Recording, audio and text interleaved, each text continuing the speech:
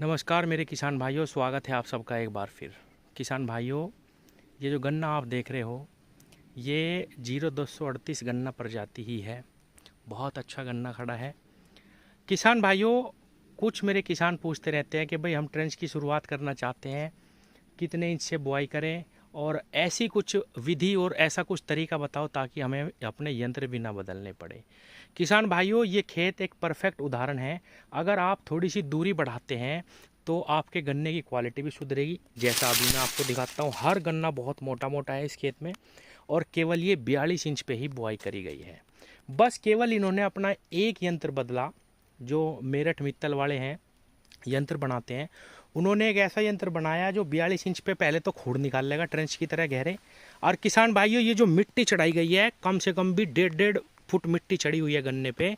ये मिट्टी भी उसी यंत्र से बाद में फिर मिट्टी चढ़ाई गई। यानी एक ही यंत्र से पहले खूड़ निकाले गए गहरे ट्रेंच की तरह 42 इंच पे, और उसमें बिल्कुल नॉर्मल बुआई करी गई, जैसे हम 3 टुकड़े 2 टुकड़ों से बुआई करते हैं।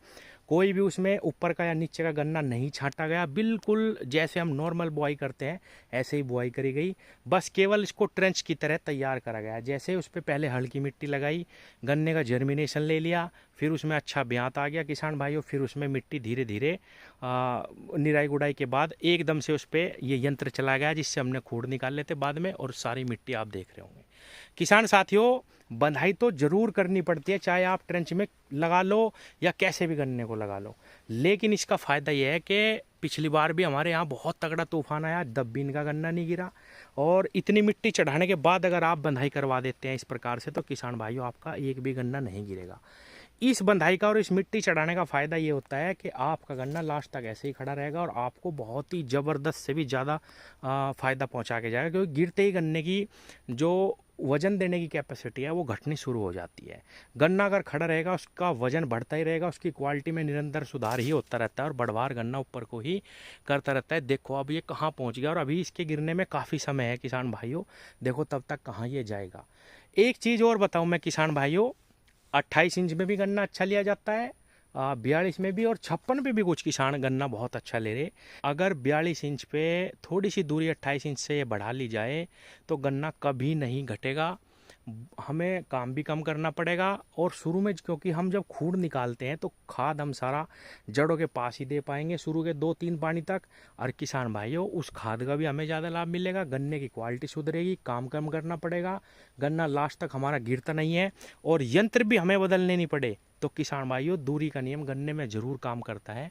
अगर हम 28 इंच छोड़ के सिर्फ 42 पे आ जाएं और इस तरीके से खेती करनी शुरू करें, इसमें भी बहुत ही अच्छा लाभ हमें मिलेगा। बराबर में 13,235 का खेत खड़ा है किसान भाइयों, वो भी बहुत अच्छा है।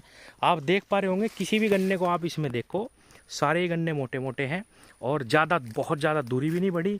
एक इसमें फ़ायदा ये है कि ये डर ख़त्म हो जाता है किसान का कि भाई हमने 60 पे लगा दिया, कहीं जर्मिनेशन कम ना आ जाए, या बहुत ज़्यादा पहले से ही पौध तैयार करने की दिक्कत रहती है कि भाई कहीं टूट ना रह जाए।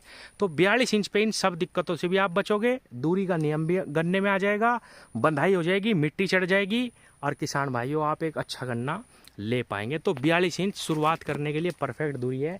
या मैं बहुत सारे ट्रेंच के किसानों से मिला हूँ जिन्होंने 56 भी लगाया, लेकिन 48 भी लगाया, और लास्ट में आके उन्होंने यही निष्कर्ष निकाला कि 42 इंच सबसे परफेक्ट है।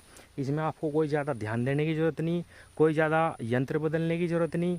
एक यंत्र बदला ये, और किसान भाई ये देखो खाल बनी हुई है, बहुत ऊंची ऊंची मिट्टी चढ़ रही है। अगर मैं नापूँ, पूरा 1-1.5 फीट मिट्टी है गन्ने पे, और बंधिया अब ये लास्ट तक बिल्कुल बहुत शानदार इसी तरीके से गन्ना खड़ा रहेगा।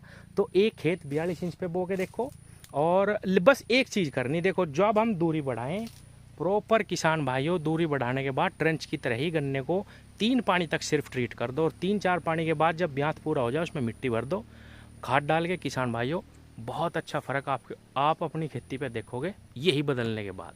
धन्यवाद।